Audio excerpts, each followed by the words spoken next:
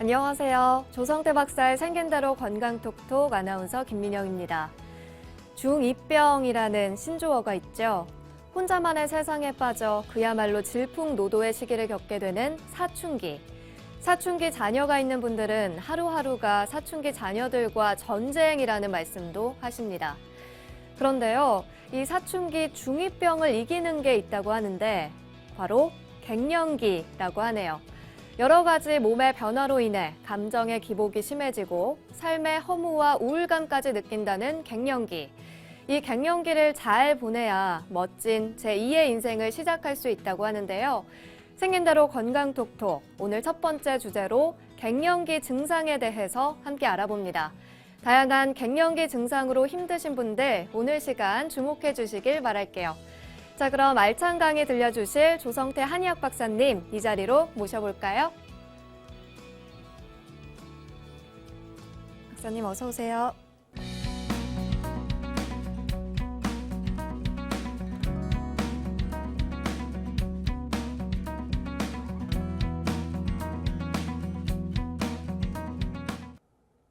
네, 오늘은 이제 갱년기 증상에 대한 얘기입니다.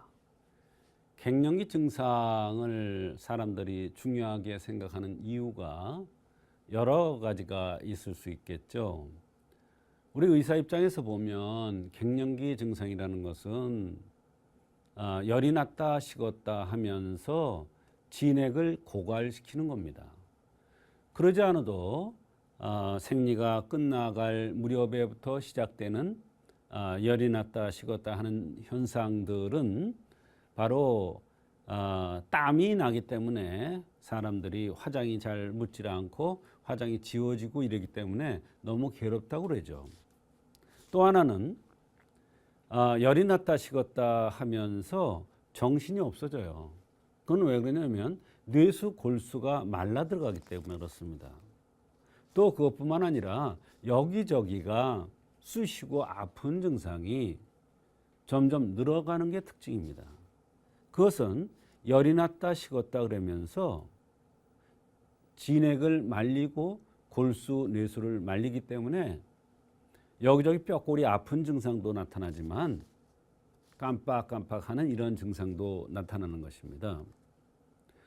우리가 사막에 보면은 굉장히 더웠다가 밤에는 많이 추웠다가 이런 현상이 반복되면서 멀쩡했던 땅들이 사막화가 돼 가는 겁니다.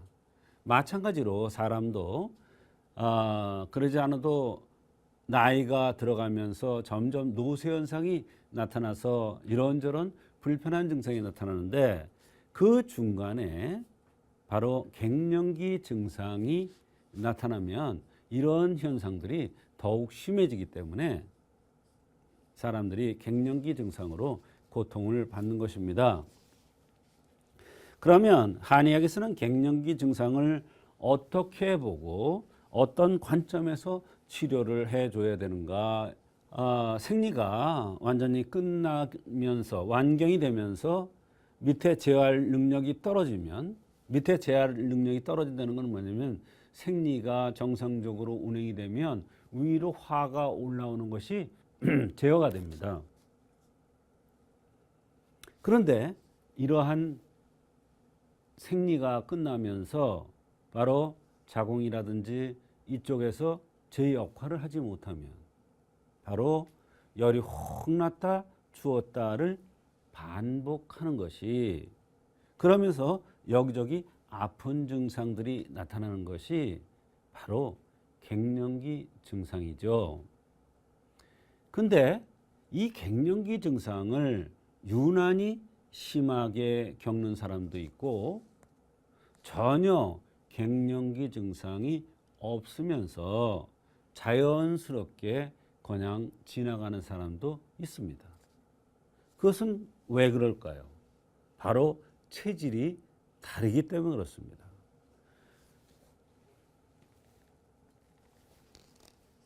갱년기 증상의 한의학적인 범주는 한의학적 의서에 보면 갱년기 증상이라는 게 따로 나와 있지 않습니다. 그런데 갱년기 증상의 범주를 보면은 허로증이라는 게 있습니다. 이 허로증이라는 것은 진액이 고갈되고 모든 기능이 쇠해가면서 나타나는 여러 가지 증상들이죠. 근데 이때 증상이 열이 났다 식었다 그러면서 땀도 나고 감기 몸살 비슷하게 여기저기 돌아다니면서 쑤시고 아픈 게 특징입니다. 그래서 그 증상들이 마치 갱년기 증상과 같이 나타나는 경우가 있습니다. 그럴 경우에는 허로증을 치료해주면 바로 갱년기 증상이 없어지는 것입니다. 그 다음에 조혈증이라는 게 있어요. 이 조혈증에는 이제 종류가 여러 가지예요.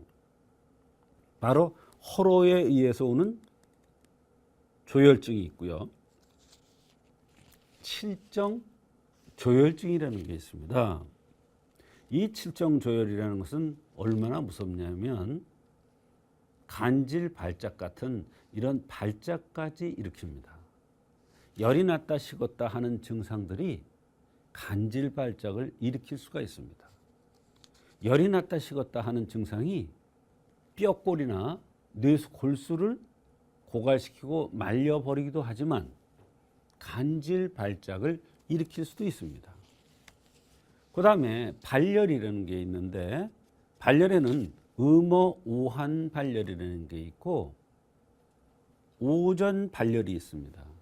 말하자면 오전에 열이 나느냐 오후에 음어오한 발열은 오후에 나는 발열이에요. 오후에 나는 음어오한 발열이냐에 따라서 그 원인과 치료법이 다른데 이것은 체질로 봐서 알 수가 있습니다. 오전에 발열이 나는 것은 바로 기가 부족한 사람. 오후에 발열이 오전에 나는 것은 기가 부족한 거, 오후에 나는 것은 혈이 부족한 겁니다. 이러한 발열 증상이 바로 갱년기 증상과 유사하게 나타나는 경우가 있습니다. 이럴 때 발열 증상을 치료해주면 바로 갱년기 증상이 차츰차츰 없어지는 것입니다. 산후 허로증이라고 해서 산후에 출산 후에 유산 후에 제대로 된 치료를 하지 못했을 때 산후 허로증이 오는데 그때의 특징은 관골이 붉은 게 특징이죠. 이게 관골이 붉다는 것은 열이 났다 식었다 하는 증상들이 안에서 나타나고 있다는 것을 얘기해 줍니다. 그러면 나중에 기미가 끼기 시작을 합니다. 그러면서 열이 났다 식었다 하면서 각종 여러 가지 증상들이 나타나는데 머리가 아프다, 어지럽다, 여기저기 쑤시다, 허리가 아프다 이런 여러 가지 증상들이 나타나는데 갱년기 증상하고 똑같아요. 그래서 한의학에서는 갱년기 증상에 허로증, 조혈증, 발열, 산후 허로증 이런 범주들을 이런 관점에서 치료를 해주면 한의학적으로 갱년기 증상이 잘 치료될 수가 있는 것입니다. 원인적으로 치료되는 거예요. 호르몬제를 전혀 안 써도 치료됩니다. 여기서 한 가지 참고사항으로 갱년기 증상이 잘 걸리는 체질 이렇게 제가 얘기했는데 이거는 갱년기 증상이 잘 걸리는 체질이라고 할 수도 있고 갱년기 증상을 심하게 겪는 사람이라고 할 수도 있습니다. 특히 갸름한 미인형, 여기 얼굴이 갸름하게 이렇게 생긴 이런 사람들은 바로 한열을 주관한다고 그래요. 한열을 주관한다는 게 뭐냐면 그러지 않아도 열이 났다 식었다 하는 현상들이 잘 나타나는 체질이다 이런 얘기예요.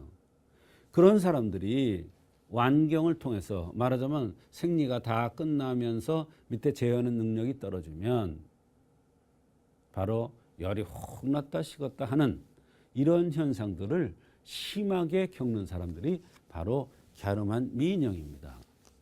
그 다음에 관골이 나오고 각이 진 사람들이 또 이런 현상들이 잘 나타납니다.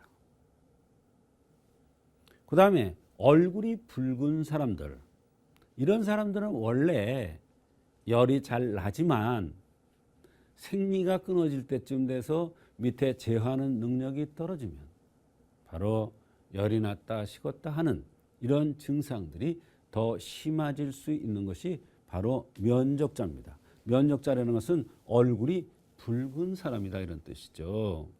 얼굴이 붉은 사람은 심장이 약한 사람이죠. 스스로 자신을 볶는 사람이죠. 모든 것을 완벽하게 해야 되니까 진액을 말리고 진액을 말리다 보면 더 열이 올라서 얼굴이 더 붉어지고 이런 현상들이 갱년기 증상을 심하게 만들고 있는 것이 바로 면적자입니다. 얼굴이 붉은 사람.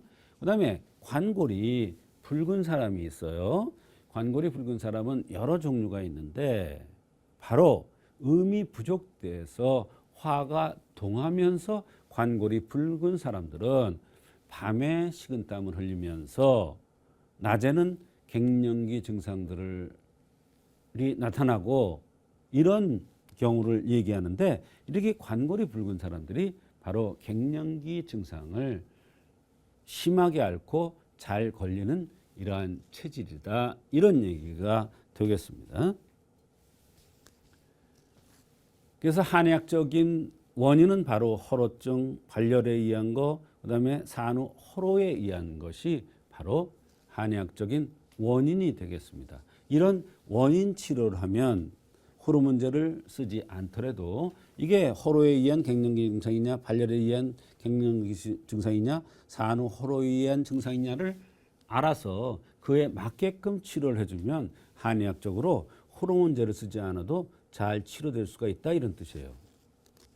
갱년기 증상을 치료하는 한약으로는 인삼 양념탕, 그다음에 가미소요산, 고진음자, 이진사물탕 이런 종류들이 있습니다.